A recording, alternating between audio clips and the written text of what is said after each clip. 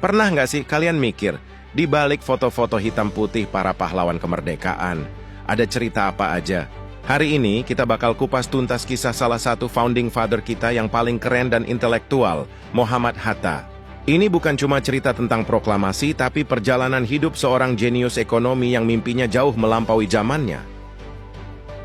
Lahir di Bukit Tinggi, 12 Agustus 1902, Hatta muda udah kelihatan bibit unggulnya. Haus ilmu, beliau berangkat jauh-jauh ke Belanda buat kuliah ekonomi di Rotterdam. Tapi di sana Hatta nggak cuma jadi kutu buku. Beliau gabung sama organisasi mahasiswa, Perhimpunan Indonesia, dan nggak lama langsung jadi ketuanya. Di tangan Hatta, organisasi yang awalnya cuma buat kumpul-kumpul, disulap jadi mesin politik yang terang-terangan teriak, Indonesia Merdeka! Dari Eropa, suara perlawanan itu menggema. Setelah pulang ke tanah air, Hatta nggak langsung angkat senjata. Senjatanya adalah pikiran. Beliau punya gagasan brilian, koperasi. Hanya menurut Hatta, ekonomi yang paling cocok buat Indonesia itu yang basisnya kekeluargaan dan gotong royong, bukan saling sikut.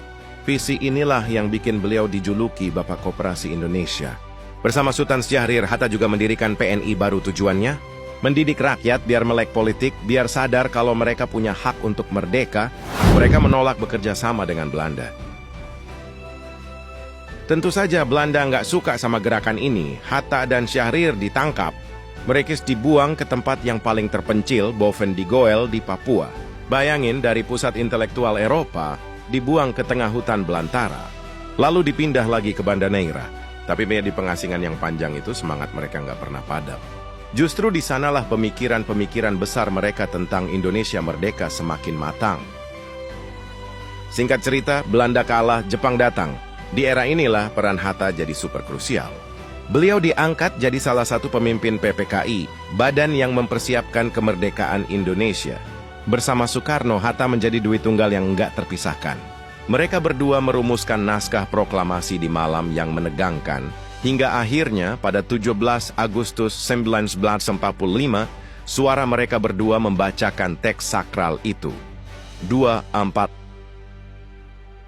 Jadi Muhammad Hatta bukan cuma proklamator. Beliau adalah arsitek ekonomi, guru politik, dan pejuang gigih yang rela mengorbankan kebebasannya demi satu kata, Indonesia. Kisahnya mengajarkan kita bahwa perjuangan itu bisa lewat banyak cara, termasuk lewat kekuatan pikiran dan pendidikan.